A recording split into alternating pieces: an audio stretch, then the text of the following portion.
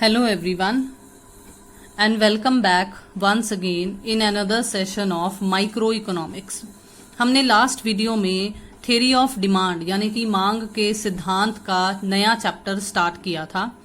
आज हम उसी को कंटिन्यू करते हुए एक और छोटा सा टॉपिक कवर करेंगे विच इज मांग फलन, यानी कि मांग के निर्धारक तत्व कौन कौन से हैं, what are the various determinants of demand और what do we mean by demand function. Determinants का मतलब होता है फैक्टर्स अफेक्टिंग, तो वो कौन कौन से फैक्टर्स हैं जो डिमांड को प्रभावित कर रहे हैं। तो सबसे पहले तो हम डिमांड फलन नाम का ये जो कंसेप्ट यहाँ यूज किया गया है, मांग फलन यानी कि डिमांड फंक्शन, देखेंगे कि क्या होती है। मांग फलन किसी वस्तु के लिए मांग तथा इसके विभिन्न निर्धारक तत्वों के बीच कार्यात्मक संबंध को व्यक्त करता है। इसका मतलब जो दो चीजें यहाँ बात की जा रही हैं, मांग और उसके निर्धारक तत्व, तो जब हम इन दोनों के बीच में रिलेशनशिप स्टडी करते हैं उसे हम मांग फलन बोल देते हैं। जो इन दोनों के बीच में रिलेशनशिप व्यक्त करता है उसे हम मांग फलन कह देते हैं। तो demand function is the functional relationship between the demand for a commodity and its various determinants। तो वही दोनों चीजें यहाँ पर आ गई। अब देखो बहुत ही ध्यान से, अगर आपने अभी तक पहले तो पिछली वीडियो अगर नहीं देखी है तो आप सबसे पहले उसे जरूर देखिए, क्योंकि जब आप उसे देखोगे तभी आपको नेक्स्ट अब ये समझ में लगेगा। हमने डिमांड शेड्यूल पढ़ा था, हमने कर्व्स देखे थे और वो हमने दो दो तरीके के देखे थे, एक इंडिविजुअल के पॉइंट ऑफ व्यू से और एक मार्केट के पॉइंट ऑफ व्यू से। तो बिल्कुल उसी तरीके से ही जो यहाँ पर अब हमें डिटर्मिनेंट्स बताए हुए हैं उनको दो कैटेगरीज में डिवाइड करके बताया गया है। एक कैटेगरी है इंडिविजुअल डिमांड फंक्शन की, जो व्यक्तिगत स्तर पर प्रभावित करती है यानी कि व्यक्तिगत मांग फलन, और दूसरी जो है वो है मार्केट डिमांड फंक्शन यानी कि बाजार मांग फलन। अब देखो, अगर हमने फंक्शनल रिलेशनशिप बताना है ना, कार्यात्मक संबंध, तो अगर हम इसे न्यूमेरिकली स्टेट करना चाहें, mathematically as an equation express करना चाहें, तो हम इसे किस तरीके से करेंगे।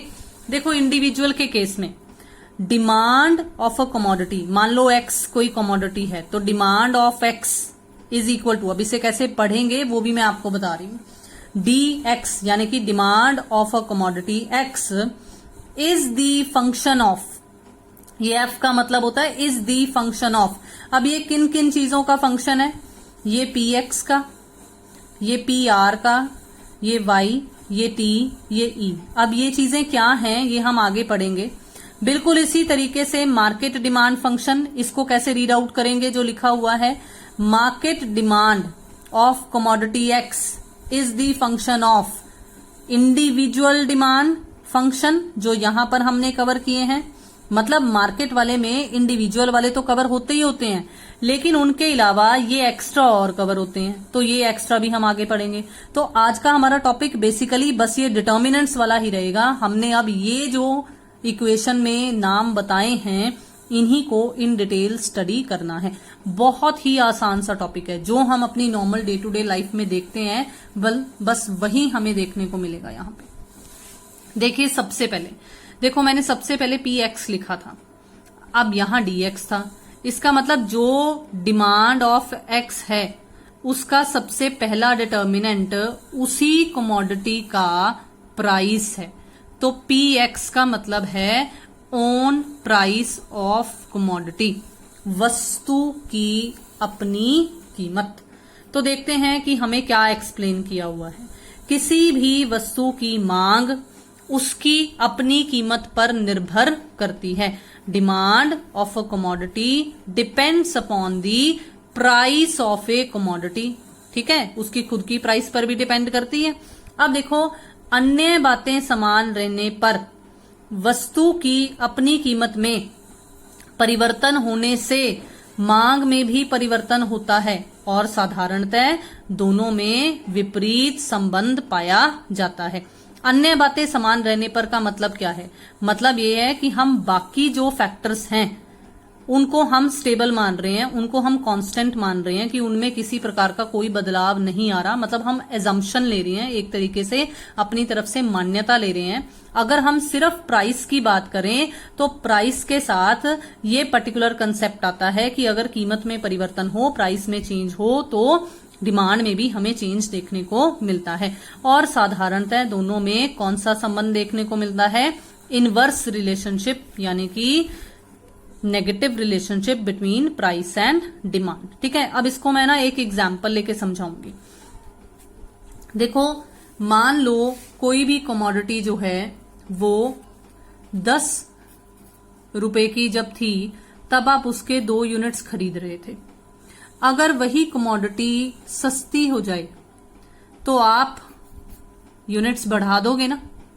तो this is called inverse relationship. होता कैसे है? देखो, मार्केट में अगर आप कपड़ा खरीदने जाते हो, नॉर्मल में आप एक पर्टिकुलर डिमांड रखते हो, अगर वही कपड़ा आपको सेल में मिलने लग जाए, सेल का मतलब क्या है? Discounted price. अगर वही कपड़ा आपको सेल पर मिलने लग जाए, मतलब आपको कम प्राइस पर मिलने लग जाए, तो आप डिमांड बढ़ा देते हो। आप कहते हो कि आज सस्ता मिल रहा है तो क्यों ना आज ज्यादा खरीद लिया जाए। तो इसलिए कंसेप्ट तो यही आता है ना कि जब प्राइस इतना था तो क्वांटिटी इतनी थी, जब प्राइस कम हुआ तो क्वांटिटी बढ़ गई। बिल्कुल इसके ऑपोजिट क्या होता है? अगर पहले चीज सस्ती थी तो आप ज्यादा खरीद रहे थे, अगर चीजें महंगी होती चली जा रही हैं तो आप कम खरीदते चले जा रहे हो। तो इसलिए इन दोनों में, किन दोनों में? प्राइस में और डिमांड में, price of own commodity, own price of a commodity, commodity के खुद के प्राइस में और उसकी डिमांड में हमें विपरीत संबंध देखने को मिलता है। हमें यही कंसेप्ट ना लॉ ऑफ डिमांड में भी आएगा। तो इसलिए अगर आपको यही समझ में आ गया है, यहां पर ही समझ में आ गया है, तो हमें लॉ ऑफ डिमांड भी आसानी से समझ में आ जाएगा। आई होप कि ये क्लियर हो गया होगा। हमने PX पढ़ा, रिमेंबर। अब मैं आपको नेक्स्ट स्लाइड पर PR बताऊंगी कि क्या होता है। देखिए PR, अब R का मतलब क्या है? P का मतलब तो प्राइस था, अब R का मतलब क्या है? R का मतलब होता है रिलेटेड गुड्स, यानी कि संबंधित वस्तुएं। अब संबंधित वस्तुओं की कीमत किस तरह से किसी भी वस्तु की, किसी भी कमोडिटी की डिमांड को अफेक्ट करती हैं, ये लाइन हमें बता रही है कि हाँ, इफेक्ट करती है। एक वस्तु की मांग पर संबंधित वस्तुओं की कीमत में होने वाले परिवर्तन का भी प्रभाव पड़ता है। अब आपको संबंधित वस्तुएं कौन सी होती हैं ये पता होना जरूरी है। तो अब बहुत ही ध्यान से देखो, सब्स्टिट्यूट गुड्स और कॉम्प्लीमेंट्री गुड्स, 2 तरह की वस्तुएं होती हैं जो हमारी कमोडिटी के साथ संबंधित होती हैं। एक होती है सब्स्टिट्यूट गुड, जिसका मतलब होता है प्रतिस्थापन वस्तुएं, और दूसरी होता है कॉम्प्लीमेंट्री गुड्स, जिसका मतलब होता है पूरक वस्तुएं। अब देखो, सब्स्टिट्यूट गुड्स कौन सी होती हैं? These are those goods which can be used in place of each other. ये वे वस्तुएं हैं जिनका एक दूसरे के स्थान पर, तो ये वस्तुएं जिनका एक दूसरे के स्थान पर प्रयोग किया जा सकता है, ये वे वस्तुएं होती हैं। मतलब सब्स्टिट्यूट गुड्स वो गुड्स होती हैं जिनको हम रिप्लेस कर सकते हैं। अगर मुझे एक नहीं मिली तो मैं उसकी जगह पर दूसरे से काम चला सकती हूँ, तो ऐसी गुड्स को सब्स्टिट्यूट गुड्स बोला जाता है। अब जैसे इसकी एग्जाम्पल, सबसे easy example, T and coffee, चाय और कॉफी। अगर मुझे चाय नहीं पीनी तो मैं कॉफी पी लूंगी, अगर मुझे कॉफी नहीं पीनी है तो चाय पी लूंगी। दोनों ही पेय पदार्थ हैं, तो इसलिए हम लोग इनको सब्स्टिट्यूट कर सकते हैं। ठीक है, नेक्स्ट हमारे पास है कॉम्प्लीमेंट्री गुड्स, यानी कि पूरक वस्तुएं। अब देखो, these are those goods which are jointly required to satisfy a particular demand. Jointly, दोनों इकट्ठे चाहिए अगर हम किसी पर्टिकुलर डिमांड को पूरा करना चाहते हैं। दोनों अकेले अकेले एक डिमांड पूरी नहीं करते। मतलब एक तरीके से जॉइंट डिमांड जो है वो किसके द्वारा पूरी होती है? कॉम्प्लीमेंट्री गुड्स के द्वारा पूरी होती हैं। ये वे वस्तुएं हैं जो मिलकर किसी वस्तु की मांग को पूरा करती हैं, जैसे कार और पेट्रोल। बिना कार के अकेला पेट्रोल खरीदने का क्या फायदा? अगर कार खरीद ली तो पेट्रोल भी खरीदना ही पड़ेगा। पेन और स्याही ये सब कॉम्प्लीमेंट्री गुड्स हैं। अब बहुत ही ध्यान से समझना कि ये किस प्रकार से प्रभावित करते हैं। देखो, अगर चाय का प्राइस, अगर टी का प्राइस बढ़ रहा है, चाय महंगी होती चली जा रही है, तो लोग सारे ना सोचें, कुछ तो सोचेंगे ना कि क्यों ना हम कॉफी पीनी शुरू कर दें। तो इसका मतलब कॉफी की डिमांड बढ़ जाएगी। अगर टी का प्राइस बढ़ जाए, रिमेंबर एक का प्राइस लेना है, दूसरे की डिमांड लेनी है। अगर टी का प्राइस बढ़ जाए, चाय महंगी होने लग जाए, तो लोग जो चाय पी रहे हैं वो चाय की बजाय किसकी तरफ शिफ्ट हो जाएंगे? कॉफी की तरफ। ठीक है। अगर टी का प्राइस कम हो जाए, अगर चाय सस्ती हो जाएगी, तो जो लोग कॉफी पी रहे हैं वो चाय की तरफ शिफ्ट हो जाएंगे। तो इसलिए सब्स्टिट्यूट गुड्स के प्राइस में होने वाले चेंज की वजह से हमें कमोडिटी की डिमांड में चेंजेस देखने को मिलते हैं। बिल्कुल इसी तरीके से अगर हम कॉम्प्लीमेंट्री गुड्स की बात करें, देखो, अगर कार सस्ती हो जाए, कार के प्राइसेस अगर सस्ते हो जाएं, कारें सस्ती हो जाएं, तो पेट्रोल की डिमांड बढ़ जाएगी ना।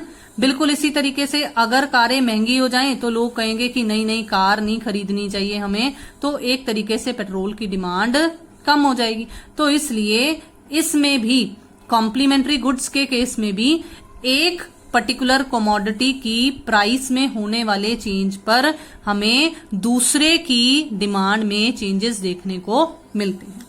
अब देखो, अब मैं आपको नेक्स्ट बताऊंगी कि नेक्स्ट हमने कौन सा फंक्शन देखा था। हमने पीएक्स पढ़ लिया, हमने पीआर पढ़ लिया। अब देखते हैं कि नेक्स्ट वाई का मतलब क्या होता है। वाई का मतलब होता है income of the consumer. Income का मतलब है आय, उपभोक्ता की आय किस प्रकार प्रभावित कर रही है। देखो, आपके पास पहले जॉब नहीं थी, आपके पास इनकम नहीं थी, तो आप उस प्रकार से डिमांड कर रहे थे।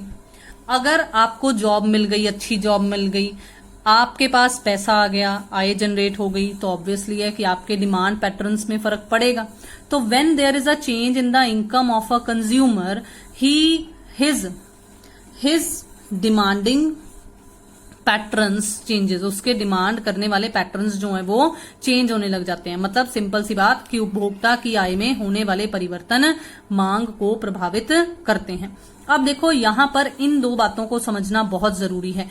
गुड्स जो हैं उनको दो कैटेगरीज में लिया गया है, एक है नॉर्मल और एक है इन्फीरियर। नॉर्मल का मतलब होता है सामान्य वस्तुएं, इन्फीरियर का मतलब होता है निम्न कोटि यानी कि घटिया प्रकार की वस्तुएं। अब बहुत ही ध्यान से समझना, अगर मैं नॉर्मल गुड्स कंज्यूम कर रही हूं, अगर मेरी इनकम बढ़ती है तो मैं नॉर्मल गुड्स की कंजम्पशन और बढ़ा दूंगी। ठीक है, नॉर्मल गुड्स की ही कंजम्पशन को और बढ़ा दिया जाएगा अगर हमारी इनकम बढ़ जाती है। ठीक है, लेकिन अगर मैं निम्न कोटि की वस्तुओं का सेवन कर रही हूं पहले, मतलब अगर मैं इंफीरियर गुड्स को यूज कर रही हूं और मेरी इनकम बढ़ जाती है, तो क्या मैं अभी भी इंफीरियर गुड्स यूज करूंगी? नहीं यूज करूंगी, मैं नॉर्मल गुड्स की तरफ शिफ्ट कर जाऊंगी। इसलिए अगर इंफीरियर गुड्स के केस में नेगेटिव रिलेशन देखने को मिलता है, किन दोनों के बीच में? इनकम और डिमांड के बीच में। लेकिन अगर नॉर्मल गुड्स हों तो उस केस में हमें पॉजिटिव रिलेशन देखने को मिलता है। इनकम बढ़ेगी तो डिमांड भी बढ़ेगी, इनकम कम होगी तो डिमांड भी कम हो जाएगी। आई होप कि ये आपको कंसेप्ट समझ में आ गया होगा। इनकम वाला भी, उपभोक्ता की आय में होने वाले परिवर्तन का मांग पर असर पड़ता है। सामान्य वस्तुओं की मांग और उपभोक्ता की आय में प्रत्यक्ष संबंध देखने को मिलता है, जबकि निम्न कोटि की वस्तुओं में हमें विपरीत संबंध देखने को मिलता है। अब फिर से हम नेक्स्ट एक और फंक्शन स्टडी करेंगे। अगर आपने ध्यान दिया हो तो वाई के बाद था टी। अब टी का मतलब क्या होता है? देखो, टी का मतलब होता है टेस्ट एंड प्रेफरेंसेस। आपकी रुचि क्या है, आप कौन सा प्रोडक्ट खरीदना चाहते हो, आपकी प्रेफरेंसेस क्या हैं, यानी कि प्राथमिकताएं क्या हैं।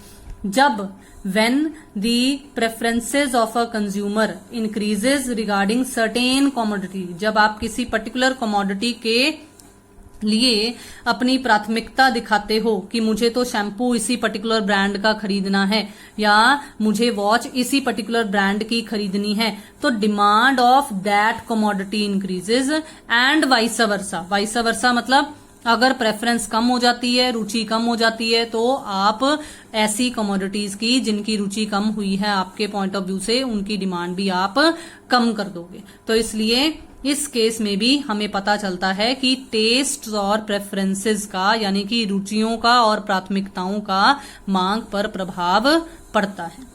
अब देखते हैं हमारा नेक्स्ट फंक्शन था टी के बाद ई, लिखा ही हुआ है मैंने यहाँ पे।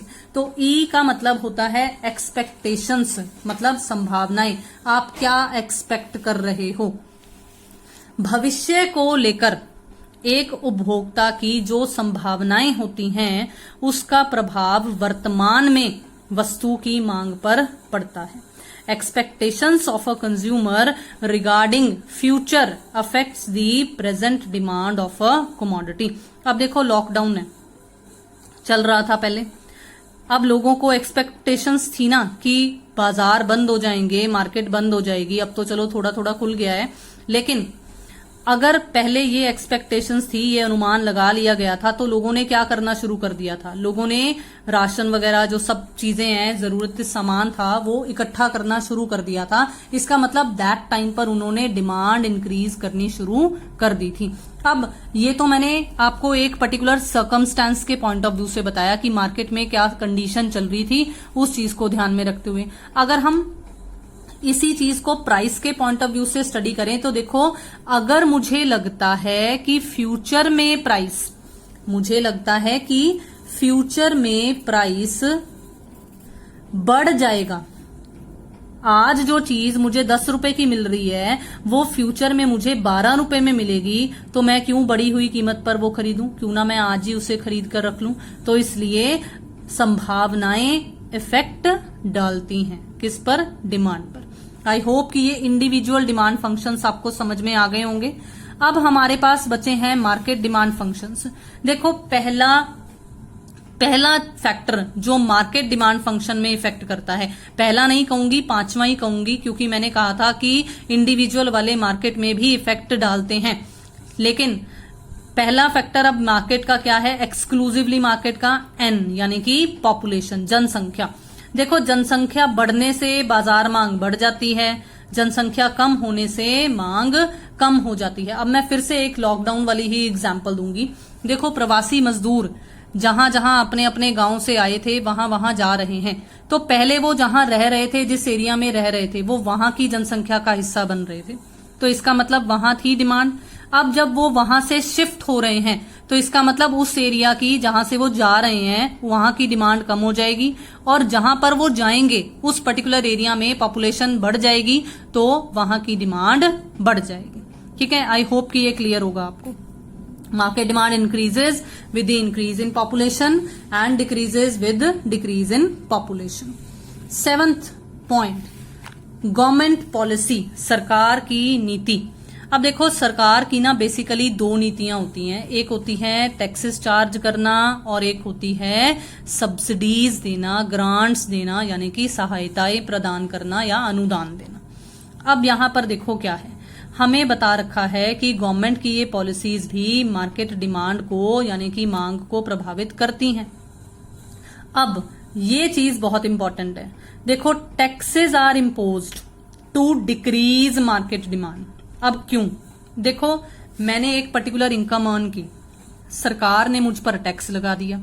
अब सरकार ने अगर मुझ पर टैक्स लगा दिया, टैक्स का रेट बढ़ा दिया, तो मेरे पास इनकम कम बची खर्च करने के लिए, तो मैं डिमांड भी कम करूंगी। On the other hand subsidies जो है ना वो सरकार देती होती है बेसिकली प्रोड्यूसर्स को। तो अगर प्रोड्यूसर को सब्सिडी मिलेगी, इसका मतलब उसके द्वारा बनाया हुआ प्रोडक्ट कम लागत पर तैयार होगा, इसका मतलब वो मार्केट में सस्ता बिकेगा, कॉस्ट पर यूनिट कम होगी। अगर सस्ता बिकेगा तो डिमांड बढ़ेगी। इसलिए इस प्रकार से टैक्सेस और सब्सिडीज जो हैं, ये हमें मैक्रो इकोनॉमिक्स में भी कंसेप्ट्स आएंगे, तो इस प्रकार से ये टैक्सेस और सब्सिडीज वाली जो गवर्नमेंट की पॉलिसीज हैं वो बाजार मांग को प्रभावित करती हैं।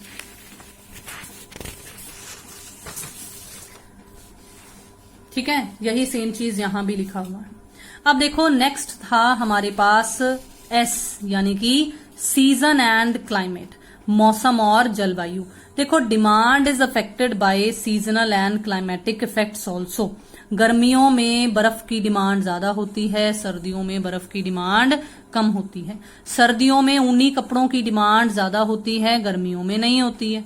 बिल्कुल इसी तरीके से एसी की डिमांड के बारे में भी लिखा गया है। तो इसलिए जलवायु का और मौसम का डिमांड पर प्रभाव पड़ता है। नेक्स्ट देखो लास्ट हमारे पास जो है वो है वाई डी, यानी कि डी फॉर, देखो वाई का मतलब इनकम हमने पढ़ लिया था इंडिविजुअल वाले में। अब हमारे पास है डी, यानी कि डिस्ट्रीब्यूशन ऑफ इनकम। अब देखो आय का वितरण बाजार मांग पर समाज में आय के वितरण का भी प्रभाव पड़ता है। डिस्ट्रीब्यूशन ऑफ इनकम का मतलब था आय का वितरण, तो बाजार मांग पर समाज में आय के वितरण का भी प्रभाव पड़ता है। किस तरीके से इनकम जो है वो डिस्ट्रीब्यूटेड है, क्या वो सिर्फ अमीरों के हाथों में ही जा रही है या इक्वल डिस्ट्रीब्यूशन ऑफ इनकम हो रहा है। तो अगर समान वितरण होगा तो मांग अधिक होगी, क्योंकि सभी डिमांड कर सकते हैं, खुलकर डिमांड कर सकते हैं। लेकिन अगर समान वितरण नहीं होगा, सिर्फ कुछ ही लोगों के हाथों में अधिक आय जाती रहेगी, तो वो कुछ ही लोग कितनी डिमांड कर लेंगे, तो इसलिए डिमांड कम रह जाएगी। तो इसलिए डिस्ट्रीब्यूशन ऑफ इनकम का भी हमारी बाजार मांग पर असर पड़ता है। अगर आपको क्वेश्चन आता है what are the factors affecting demand, तो आप दोनों एक्सप्लेन करोगे। अगर आपको एक्सक्लूसिवली इंडिविजुअल के बारे में पूछा जाता है तो आप इंडिविजुअल वाले एक्सप्लेन करोगे। अगर आपको एक्सक्लूसिवली मार्केट डिमांड के डिटर्मिनेंट्स पूछे जाते हैं तो रिमेंबर पहले प्रेफरेंस सिर्फ मार्केट वालों को देनी है, ये नहीं कि इंडिविजुअल वाले हम उसमें भी कवर कर सकते हैं तो हम पहले इंडिविजुअल वाले एक्सप्लेन करने लग जाएं। रिमेंबर आपको क्वेश्चन में पूछा क्या गया है एक्सक्लूसिवली, उस पर डिपेंड करता है कि आप कैसे क्वेश्चन अटेम्प्ट करोगे। So these were some of the factors which were affecting the demand, individual demand as well as the market demand. I hope कि आपको ये कंसेप्ट क्लियर होगा, ये सेशन भी आपको पसंद आया होगा, क्योंकि बहुत ही आसान सा ये हमारा आज का टॉपिक था। तो जल्दी से चैनल को सब्सक्राइब कीजिए, अगर अभी तक आपने नहीं सब्सक्राइब किया है तो वीडियो को शेयर कीजिए, लाइक कीजिए। Thank you so much.